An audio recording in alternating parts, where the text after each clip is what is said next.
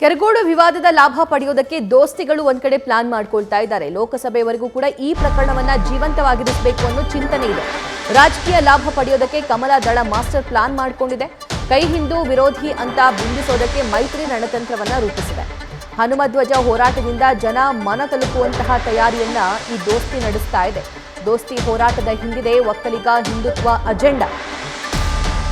ಮಂಡ್ಯ ಭಾಗ ಅದು ಜೆಡಿಎಸ್ನ ಭದ್ರಕೋಟೆ, ಒಕ್ಕಲಿಗರ ಭದ್ರಕೋಟೆ. ಅಲ್ಲಿ ಬಿಜೆಪಿ ಅಷ್ಟೊಂದು ಜಾಸ್ತಿ ಮಟ್ಟದಲ್ಲಿ ಪ್ರಭಾವವನ್ನು ಬೀರಿಲ್ಲ. ಆದರೆ ಈಗ ಜೆಡಿಎಸ್ ಮತ್ತು ಬಿಜೆಪಿ ದೋಸ್ತಿ ಮಾಡಿಕೊಂಡಿರೋದ್ರಿಂದ, ಮೈತ್ರಿ ಆಗಿರೋದ್ರಿಂದ ಹೇಗಾದ್ರೂ ಮಾಡಿ ಜನರ ಮನಸ್ಸಲ್ಲಿ ಬಿಜೆಪಿಯ ಬಗ್ಗೆ ಅವರಿಗೆ ಒಳ್ಳೆಯ ಅಭಿಪ್ರಾಯ ಮೂಡೋ ಥರ ಮಾಡಬೇಕು, ವೋಟ್ ಕನ್ವರ್ಟ್ ಆಗೋ ಥರ ಮಾಡಬೇಕು ಅನ್ನುವಂಥ ನಿಟ್ಟಿನಲ್ಲಿ ದೋಸ್ತಿಗಳು ಕೂಡ ಈಗ ಸದ್ಯಕ್ಕೆ ಪ್ಲಾನ್ ಮಾಡಿಕೊಂಡಿದ್ದಾರೆ.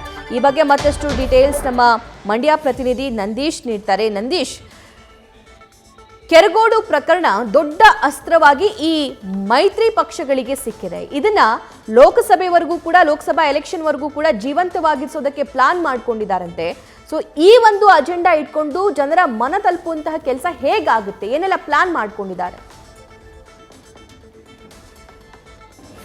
ಖಂಡಿತ ಸಭಾ, ಈಗಾಗಲೇ ಏನು ಕೆರಗೋಡು ಗ್ರಾಮದಲ್ಲಿ ಹನುಮ ಧ್ವಜ ತೆರವನ್ನು ಮಾಡಿದ್ರು. ಇದರಲ್ಲೇ ರಾಜಕೀಯ ಕೆಸರರ ಚಾಟ ಈಗಾಗಲೇ ಆರಂಭವಾಗಿದೆ. ಇದೀಗ ಅದೇ ಒಂದು ರಾಜಕೀಯವನ್ನು ಬಳಸಿಕೊಂಡು ರಾಜಕೀಯ ಲಾಭವನ್ನು ಪಡೆದುವ ನಿಟ್ಟಿನಲ್ಲಿ ಇದೀಗ ಬಿಜೆಪಿ ಹಾಗೆ JDS ಪ್ಲಾನ್ ಅನ್ನು ಮಾಡಿರುವಂಥದ್ದು. ಅಂದ್ರೆ ಕೆರಗೋಡು ಹನುಮ ಧ್ವಜ ತೆರವಿ ಹಿಂದೆ ಕಾಂಗ್ರೆಸ್ನ ಕೈವಾಡ ಇದೆ ಎಂಬ ಮೂಲಕ ಈ ಹಿಂದಿನಿಂದಲೂ ಕೂಡ ಆರೋಪವನ್ನು ಮಾಡ್ಕೊಂಡು ಬರ್ತಾ ಇದೆ. ಅದರ ಜೊತೆಗೆ ಕಾಂಗ್ರೆಸ್ ಹಿಂದೂ ವಿರೋಧಿ ಎಂಬ ಮೂಲಕ ಬಿಂಬಿಸುವಂತ ಕೆಲಸಕ್ಕೂ ಇದೀಗ ಬಿಜೆಪಿ ಪ್ಲಾನ್ ಅನ್ನು ಮಾಡ್ಕೊಂಡಿರುವಂಥದ್ದು. ಆ ಮೂಲಕ ಹಿಂದುತ್ವ ಮತ್ತು ಒಕ್ಕಲಿಗ ವೋಟ್ಗಳನ್ನ ಭದ್ರ ಮಾಡಿಕೊಂಡ್ರೆ ಮೈತ್ರಿ ಪಕ್ಷದ ಅಭ್ಯರ್ಥಿಗೆ ಅನುಕೂಲ ಆಗುತ್ತೆ ಎಂಬ ಲೆಕ್ಕಾಚಾರವೂ ಕೂಡ ಸದ್ಯ ಬಿಜೆಪಿ ಒಂದು ಮಾಸ್ಟರ್ ಪ್ಲಾನ್ ಅನ್ನು ಮಾಡಿರುವಂಥದ್ದು. ಅಂದ್ರೆ ಅದೇ ನಿಟ್ಟಿನಲ್ಲಿ ಈ ಒಂದು ಕೆಲಸವನ್ನ ಮಾಡ್ತಾ ಇರುವಂಥದ್ದು. ಅಂದ್ರೆ ಈ ಒಂದು ಪ್ರಕರಣವನ್ನ ಜೀವಂತವಾಗಿ, ಅಂದ್ರೆ ಮುಂದಿನ ಲೋಕಸಭಾ ಚುನಾವಣೆವರೆಗೂ ಕೂಡ ಜೀವಂತವಾಗಿ ಇಡುವ ನಿಟ್ಟಿನಲ್ಲಿ ಒಂದಷ್ಟು ಪ್ಲಾನ್ಗಳನ್ನ, ಒಂದಷ್ಟು ಹೋರಾಟಗಳನ್ನ ಮಾಡ್ಕೊಳ್ತಾ ಇರುವಂತಹ ಒಂದು ಮಾಹಿತಿ ಕೂಡ ನ್ಯೂಸ್ ಫಸ್ಟ್ಗೆ ಲಭ್ಯವಾಗಿರುವಂಥದ್ದು. ಅಂದ್ರೆ ಈ ಒಂದು ವಿಚಾರವನ್ನ ಇಟ್ಕೊಂಡು, ಹನುಮ ಧ್ವಜ ತೆರವು ವಿಚಾರವನ್ನೇ ಇಟ್ಕೊಂಡು ಮಂಡ್ಯ ಜಿಲ್ಲೆಯ ಜನರ ಮನೆ ಹಾಗೂ ಮನ ತಲುಪುವ ನಿಟ್ಟಿನಲ್ಲಿ ಈ ಒಂದು ಪ್ಲಾನ್ ಅನ್ನ ಮಾಡಿಕೊಳ್ಳಲಾಗಿದೆ. ಅಂದ್ರೆ ಕಾಂಗ್ರೆಸ್ ಹಿಂದೂ ವಿರೋಧಿ, ಕಾಂಗ್ರೆಸ್ ಏನು ಹಿಂದೂಗಳಿಗೆ ಒಂದು ರೀತಿ ಮೋಸವನ್ನ ಮಾಡ್ತಾ ಇದೆ, ಅನ್ಯಾಯವನ್ನ ಮಾಡ್ತಾ ಇದೆ, ಈ ನಿಟ್ಟಿನಲ್ಲೂ ಕೂಡ ಬಿಂಬಿಸುವಂತ ಕೆಲಸವನ್ನು ಮಾಡ್ತಾ ಇರುವಂಥದ್ದು. ಅದೇ ನಿಟ್ಟಿನಲ್ಲಿ ಪ್ರತಿನಿತ್ಯ ಬಿಜೆಪಿ ನಾಯಕರು ಕಾಂಗ್ರೆಸ್ ನಾಯಕರ ವಿರುದ್ಧ ಹಾಗೂ ಕಾಂಗ್ರೆಸ್ ಪಕ್ಷದ ವಿರುದ್ಧ ವಾಗ್ದಾಳಿಯನ್ನು ನಡೆಸ್ಕೊಂಡು ಬರ್ತಾ ಇರುವಂಥದ್ದು. ಅಂದ್ರೆ ಪ್ರತಿದಿನ ಒಂದೊಂದು ಹೇಳಿಕೆಗಳನ್ನ ಕೊಟ್ಕೊಂಡು ಆ ಒಂದು ವಿಚಾರವನ್ನೇ ಮುಂದಿಟ್ಕೊಂಡು ಮುಂದೆ ಮತ್ತಷ್ಟು ದಿನಗಳ ಕಾಲ ಜೀವಂತವಾಗಿ ಇಟ್ಕೊಂಡ್ರೆ ಏನು ಮಂಡ್ಯದಲ್ಲಿ ಹಿಂದುತ್ವದ ಒಂದು ಅಲೆಯನ್ನ ಸೃಷ್ಟಿ ಮಾಡಬಹುದು. ಅಂದ್ರೆ ಸದ್ಯ ಬಿಜೆಪಿಗೆ ಮಂಡ್ಯದಲ್ಲಿ ನೆಲೆ ಇಲ್ಲ. ಅಂದ್ರೆ ಎಲ್ಲೋ ಒಂದು ಕಡೆ ತಕ್ಕ ಮಟ್ಟಿಗೆ ಅಷ್ಟೇ ಈಗ ಅವರು ಒಂದು ಕೂಡ ಶಕ್ತಿ ಪ್ರದರ್ಶನವನ್ನ ಮಾಡ್ತಾ ಇದ್ದಾರೆ. ಇದರ ಜೊತೆಗೆ ಇದೀಗ ಏನು JDS ಜೊತೆ ಮೈತ್ರಿಯನ್ನ ಮಾಡ್ಕೊಂಡಿದ್ದಾರೆ.